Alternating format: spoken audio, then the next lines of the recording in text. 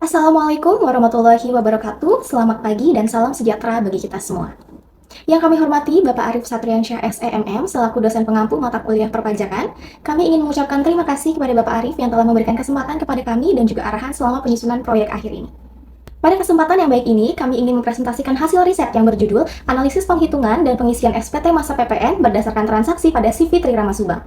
Sebelum memulai presentasi, izinkan saya, Sayyidatul Khairunisa dengan NIM 632400166, memperkenalkan anggota kelompok 4, kelas 634A15, Prodi Sistem Informasi Akuntansi UBSI Kampus Cikampek. Ada Dia Silva Septiani dengan NIM 632400264, Elsa Solehat dengan NIM 632411192, Jihan Amalia Salsabila dengan NIM 632400479, dan Yola Amalia Herianti dengan NIM 632400064. Baik, langsung saja kita mulai ke latar belakang. Pada bagian latar belakang ini, kami menjelaskan alasan mengapa penelitian ini dilakukan. Seiring berkembangnya dunia usaha, transaksi penjualan dan pembelian juga semakin banyak. Akibatnya, perusahaan harus mengelola administrasi perpajakannya dengan baik agar seluruh transaksi tercatat dengan benar dan kewajiban pajak dapat dipenuhi sesuai aturan. Perusahaan tidak hanya wajib menghitung PPN dengan benar, tetapi juga harus menyetor dan melaporkan tepat waktu. Jika terdapat kesalahan dalam proses tersebut, perusahaan dapat dikenakan sanksi administrasi seperti denda atau bunga. Oleh karena itu, kepatuhan perpajakan sangat penting. CV Tri Rama Subang telah berstatus pengusaha kena pajak atau PKP. Artinya, perusahaan wajib memungut PPN dari pelanggan, menerbitkan faktur pajak, menyetor PPN yang terhutang dan melaporkan SPT masa PPN setiap bulan sesuai dengan peraturan perpajakan yang berlaku. Nah, berdasarkan latar belakang tersebut, penelitian ini memiliki 3 rumusan masalah. Pada pertanyaan pertama, kami ingin mengetahui bagaimana perusahaan menerapkan PPN dalam kegiatan usahanya, mulai dari transaksi penjualan hingga administrasi perpajakan. Selanjutnya, penelitian ini menganalisis apakah perhitungan PPN yang dilakukan perusahaan sudah sesuai dengan peraturan yang berlaku, seperti penentuan dasar pengenaan pajak atau BDPP, transaksi PPN, serta besarnya pajak yang harus dipungut. Terakhir, penelitian ini membahas proses pelaporan SPT masa PPN, mulai dari pengumpulan data transaksi, penyusunan laporan, hingga pelaporan kepada Direktorat Jenderal Pajak melalui sistem yang berlaku. Selanjutnya yaitu manfaat. Yang pertama, memberikan gambaran mengenai penerapan pajak pertambahan nilai atau VPN pada transaksi yang dilakukan oleh CV Tri Rama Subang. Yang kedua, menjadi sarana pembelajaran dalam pengaplikasian teori dan perhitungan perpajakan yang diperoleh di perkuliahan ke dalam praktik dunia usaha. Yang ketiga, menggambarkan proses pengisian dan pelaporan surat pertambahan nilai atau SPT masa VPN secara benar dan sistematis. Pada bagian landasan teori, pertama kami membahas mengenai pajak. Hal ini karena penelitian kami berkaitan dengan penerapan pajak pertambahan nilai atau PPN, sehingga perlu memahami terlebih dahulu konsep dasar perpajakan. Yang pertama ada dasar hukum. Dasar hukum pajak yang kami gunakan adalah Undang-Undang Nomor 28 Tahun 2007 tentang perubahan ketiga atas Undang-Undang Nomor 6 Tahun 1983 mengenai ketentuan umum dan tata cara perpajakan atau KUV. Undang-undang ini mengatur hak dan kewajiban wajib pajak, serta tata cara pelaksanaan perpajakan di Indonesia. Yang kedua, pengertian pajak. Pajak merupakan kontribusi wajib yang harus dibayarkan oleh orang pribadi maupun badan kepada negara berdasarkan undang-undang. Pajak bersifat memaksa, artinya setiap wajib pajak memenuhi ketentuan harus melaksanakan kewajiban perpajakannya. Meskipun pembayar pajak tidak memperoleh manfaat secara langsung, hasil penerimaan pajak digunakan oleh pemerintah untuk membiayai pembangunan dan meningkatkan kesejahteraan masyarakat. Sumber pengertian tersebut mengacu pada Undang-Undang Nomor 28 Tahun 2007, Pasal 1 Ayat 1. Fungsi pajak. Pajak memiliki 2 fungsi utama, yaitu fungsi anggaran dan fungsi mengatur. Fungsi anggaran adalah fungsi yang berarti pajak menjadi salah satu sumber utama penerimaan negara. Dana yang diperoleh dari pajak digunakan untuk membiayai berbagai kebutuhan pemerintah seperti pembangunan jalan, sekolah, rumah sakit, pelayanan publik, serta berbagai program pembangunan lainnya. Misalnya, ketika masyarakat membayar pajak, dana tersebut dapat digunakan pemerintah untuk membangun infrastruktur dan fasilitas umum. B. Fungsi mengatur. Selain sebagai sumber penerimaan negara, pajak juga berfungsi sebagai alat untuk mengatur kondisi ekonomi dan sosial masyarakat. Pemerintah dapat menerapkan tarif pajak tertentu untuk mendorong atau membatasi suatu kegiatan ekonomi. Misalnya, pemerintah mengenakan pajak yang lebih tinggi pada barang-barang tertentu agar konsumsi masyarakat berkurang. Atau memberikan insentif pajak pada sektor usaha tertentu untuk mendorong pertumbuhan ekonomi. Jadi dapat disimpulkan bahwa pajak bukan hanya berfungsi sebagai sumber pendapatan negara, tetapi juga sebagai alat pemerintah untuk mengatur kegiatan ekonomi dan mendukung pembangunan nasional. Pada bagian ini, kita akan membahas tentang pajak pertambahan nilai atau PPN.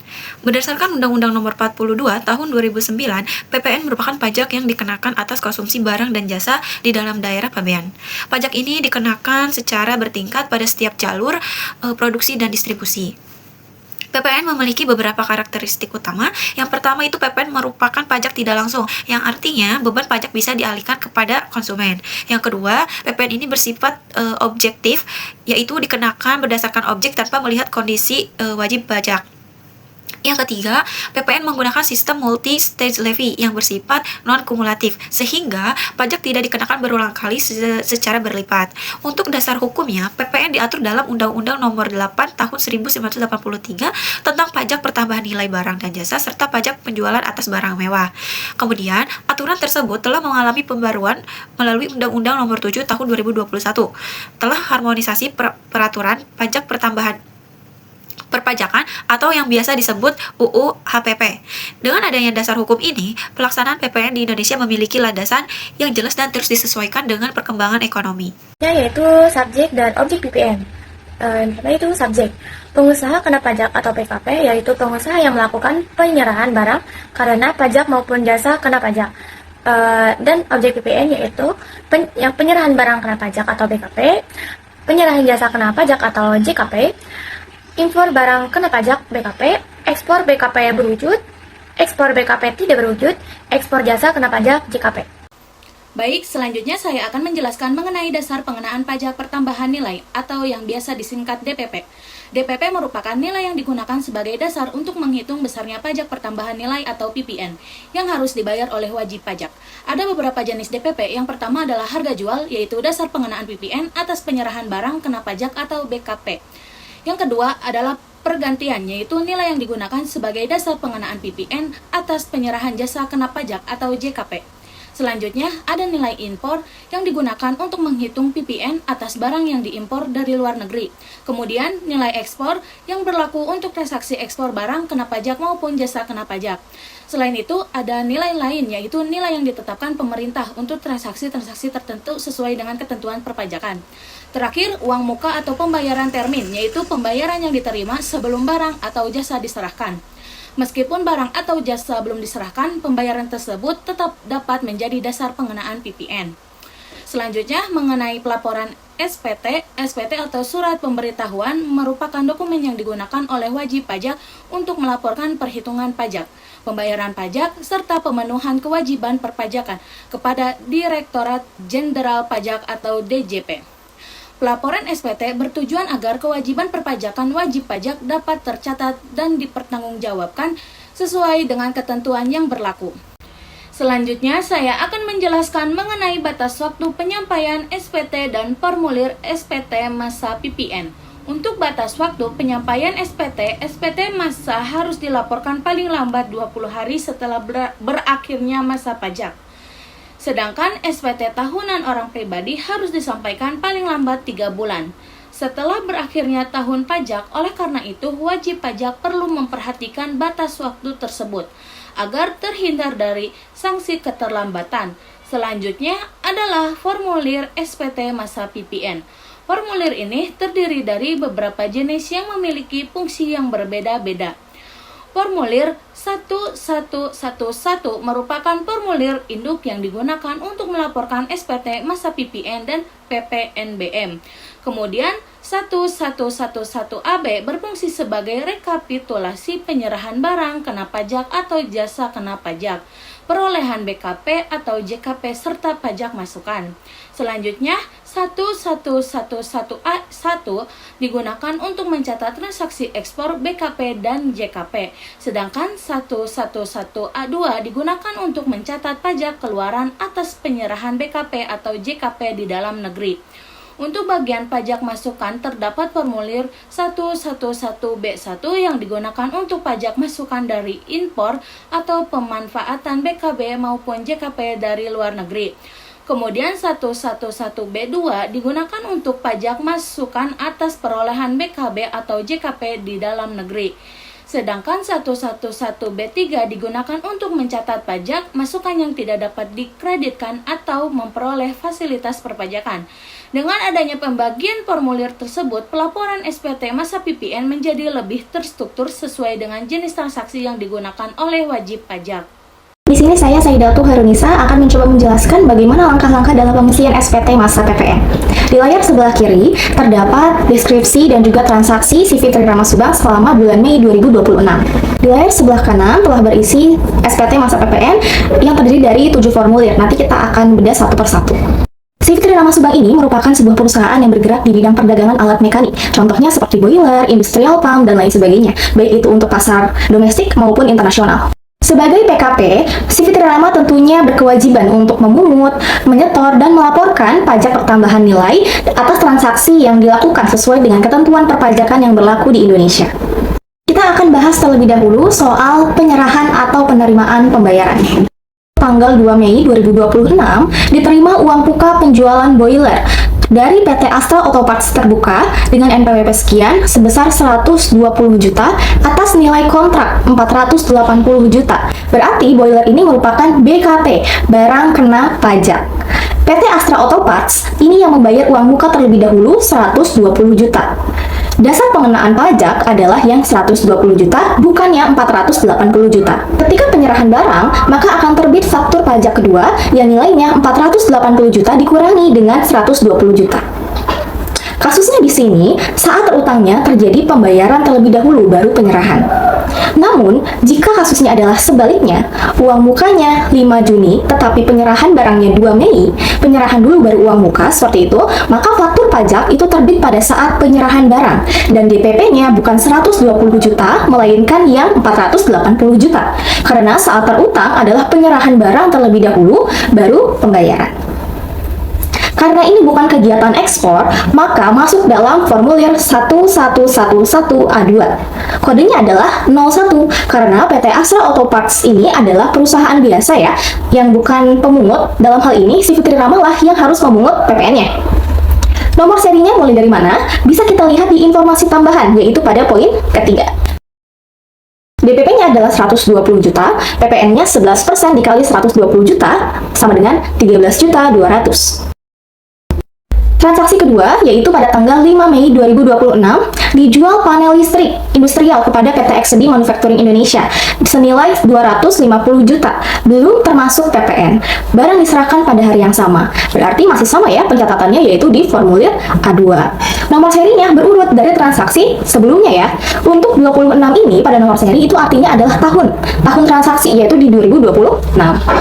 DPP-nya adalah 250 juta, PPN-nya 11% dikali 250 juta, sama dengan 27.500.000.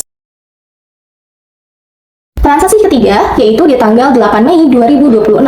Diekspor industrial pump kepada Mitsubishi Heavy Industries Asia Pacific Private Limited, yaitu yang berada di Singapura, senilai 30.000 US dollar dengan kurs KMK yang berlaku adalah 16.500 per USD dengan nomor PEB sekian. Kita harus mengkalikan nilai ekspor dengan kurs KMK yang berlaku, sehingga DPP-nya adalah 30.000 dikali 16.500, yaitu 495 juta. Sedangkan PPN-nya tidak ada karena nilai ekspor itu PPN-nya 0%.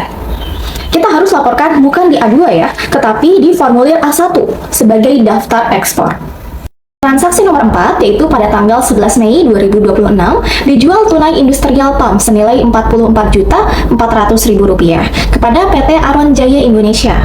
Harga sudah termasuk PPN. Karena harga tersebut sudah mencakup DPP dan PPN-nya, maka total harga merupakan 111%, yang terdiri dari PPN 11% dan DPP-nya yaitu 100%. Langkah pertama adalah menghitung DPP-nya terlebih dahulu dengan rumus 100 per 111 dikali 44.400.000 sama dengan 40 juta. Dan PPN-nya dapat dihitung dengan rumus 11 per 111 dikali dengan harga jual yaitu 44.400.000, menghasilkan PPN-nya sebesar Rp4.400.000.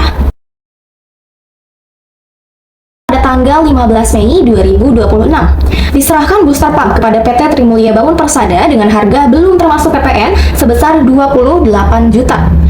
PPN akan dihitung sebesar 11% dari DPP, sehingga diperoleh PPN-nya adalah Rp3.080.000. Transaksi yang keenam, yaitu pada tanggal 18 Mei 2026, diserahkan reverse osmosis system kepada PT Sumatek sesuai kontrak senilai Rp88.800.000, di mana harga sudah termasuk PPN. Masih dicatat di formulir A2 ya.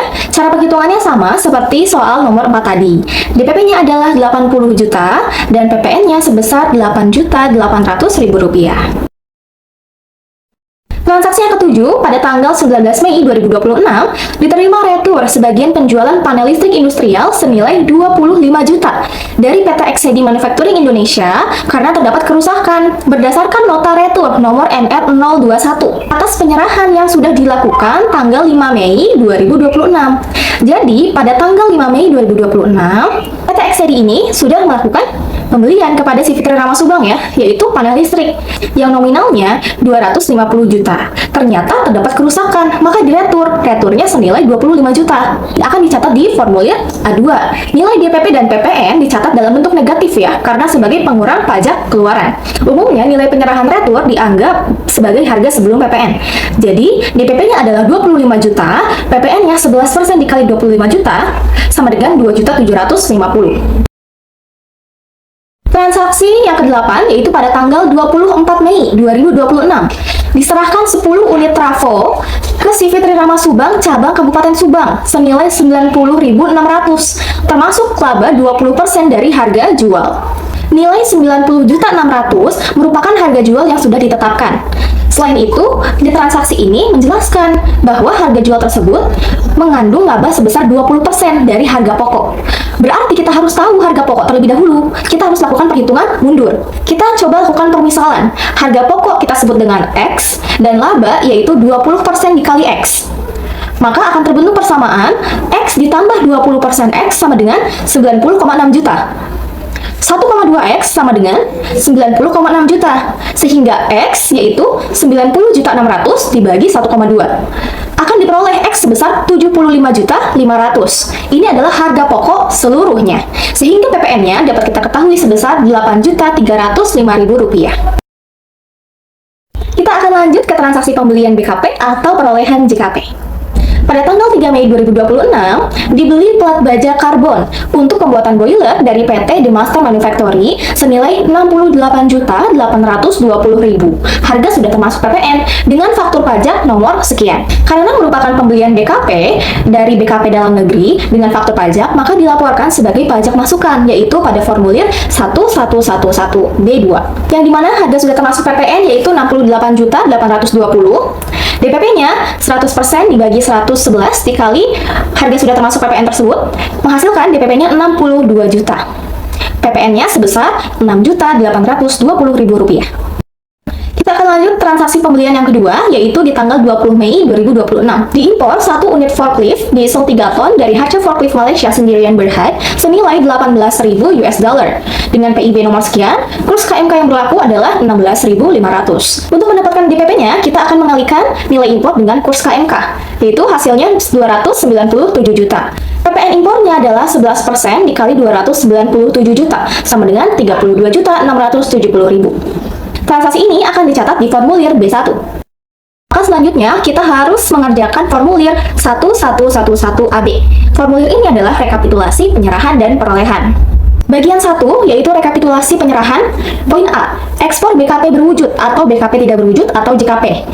DPP-nya yaitu 495 juta. Diambil dari formulir A1. Ya, karena di sini hanya ada satu transaksi saja ya, berarti jumlahnya yaitu masih 495 juta.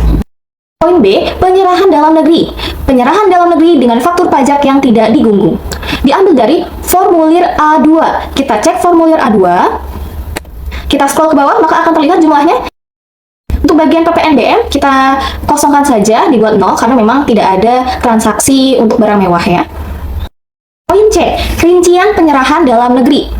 C1, penyerahan yang PPN atau PPN dan PPNBM-nya harus dipungut sendiri, yaitu dari jumlah IB1 dengan faktur pajak kode 01, 04, 06, dan 09. Teman-teman bisa melihat di formulir A2, ini yang sudah saya highlight atau saya soroti dengan stabilo warna kuning ya. Berikut ini adalah yang DPP itu harus dijumlahkan. Berarti khusus yang transaksinya itu dari PT XD ini tidak masuk ya. Jadi 120 juta ditambah 250 juta ditambah 40 juta ditambah 28 juta ditambah 80 juta. Kemudian PPN-nya juga sama, 13 juta 200 ditambah 27 juta 500 ditambah 4 juta 400 ditambah 3 juta 80 ditambah 8 juta 800. Kemudian setelah dijumlahkan, maka jangan lupa transaksi yang CV Trirama Subang ini yang tanggal 24 Mei. Saya sudah menghitung ya, hasilnya adalah 593.500.000 rupiah untuk nilai DPP. Sementara untuk nilai PPN-nya adalah 65.285.000. C2, C3, dan C4 bisa kita kosongkan saja karena memang tidak ada transaksi yang berkaitan dengan kode-kode tersebut ya. Lanjut bagian 2, yaitu rekapitulasi perolehan. 2A, impor BKP, pemanfaatan BKP tidak berwujud dari luar daerah pabean. Ini diambil dari formulir B1. Kita buka formulir B1. Ya, di sini terlihat nih transaksi dari yang HC Forklift Malaysia. Karena tidak ada lagi, maka jumlahnya adalah sekian. 2B, perolehan BKP atau JKP dari dalam negeri yang PM-nya dapat dikreditkan. Kita lihat dari formulir B2. Kita scroll ke bawah, akan terlihat jumlahnya ya, sekian. Karena yang C ini tidak ada, kita kosongkan saja. Jumlah perolehan, yaitu diambil dari 2A ditambah 2B ditambah 2C. Hasilnya adalah untuk DPP-nya sekian, dan PPN-nya sekian. Yang ketiga, penghitungan PM yang dapat dikreditkan. Poin A, pajak masukan atas perolehan yang dapat dikreditkan, yaitu didapatkan dari bagian poin 2A ditambah 2B, yaitu sama saja yang 39.490.000 rupiah. Selanjutnya, yang B, pajak masukan lainnya, kompensasi kelebihan PPN masa pajak sebelumnya. Pada SPT masa PPN April 2026 terdapat kelebihan pajak masukan sebesar 7.500.000 yang dipilih untuk dikompensasikan ke masa pajak Mei 2026. Kita akan langsung masuk ke C, yaitu jumlah pajak masukan yang dapat diperhitungkan. 39 juta sekian ditambah 7.500.000, hasilnya adalah 46.990.000 rupiah. Tahap terakhir adalah kita harus mengisi formulir induk, yaitu formulir 1111. Kita masuk bagian pertama, poin 1, penyerahan barang dan jasa. A, terutang PPN, yaitu A1, ekspor. Diambil dari formulir A1. Teman-teman silahkan buka kembali formulir yang AB saja. Ya, di AB dilihat A1-nya berapa? 495 juta. Kedua, penyerahan yang PPN-nya harus dipungut sendiri. Ini ada kodenya, kode 1 ya. Silahkan dibuka yang formulir AB, DPP-nya sekian, PPN-nya sekian. 3, penyerahan yang PPN-nya dipungut oleh pemungut PPN tidak ada. Poin 4 juga tidak ada, poin 5 juga tidak ada. Maka, jumlah dari poin terutang PPN adalah 1.088.500.000 rupiah. Kita akan masuk ke penghitungan PPN kurang bayar atau lebih bayar. Untuk memperoleh PPN kurang atau lebih bayar, yaitu dilakukan dari pajak keluaran, kita kurangi dengan pajak masukan. 65 juta sekian, kita kurangi dengan 46 juta sekian, menghasilkan PPN lebih bayar CV Trirama Subang, yaitu 18.295.000 rupiah. Nah, tidak ada transaksi atau aktivitas terkait kegiatan membangun sendiri, kemudian untuk PKP gagal berproduksi, dan penjualan atas barang mewah, maka bagian ini tidak perlu kita isi. Bagian kelengkapan SPT, kita sudah mengerjakan ya, dari form AB, A1, A2, B1, B2, dan B3, maka kita ketikkan X ya sebagai tanda silang, yaitu bahwa kita sudah mengisi formulir tersebut. Selanjutnya, ini adalah tanggalnya, dan di sini nama jelasnya itu Bapak Lukman Madi ST selaku pemilik ya, karena ditandatangani oleh Lukman Madi ST sebagai pemilik dengan jabatannya pemilik, dan statusnya adalah PKP atau pengusaha kena pajak. Baik, sekian tutorial pengisian SPT dari saya Saidatu. Semoga dapat bermanfaat bagi kita semua. Terima kasih, mohon maaf apabila masih terdapat kekeliruan. Wassalamualaikum warahmatullahi wabarakatuh. Yang terakhir yaitu kesimpulan. Berdasarkan hasil riset, dapat disimpulkan bahwa penerapan pajak pertambahan nilai PPN pada CV Trirama Subang telah dilaksanakan sesuai dengan ketentuan perpajakan yang berlaku bagi pengusaha kena pajak atau PKP, mulai dari penentuan dasar pengenaan pajak atau DPP, perhitungan pajak keluaran dan pajak masukan, hingga penentuan PPN terutang. Perhitungan PPN yang dilakukan secara tepat menghasilkan informasi perpajakan yang akurat, serta membantu perusahaan memenuhi kewajiban perpajakan dan meminimalkan risiko kesalahan maupun sanksi. Selain itu, proses pengisian dan pelaporan SPT masa PPN telah dilakukan secara sistematis berdasarkan data transaksi yang telah dihitung, sehingga mendukung kepatuhan perpajakan, tertib administrasi, dan pelaksanaan kewajiban perpajakan yang sesuai dengan peraturan yang berlaku di CV Trirama Subang.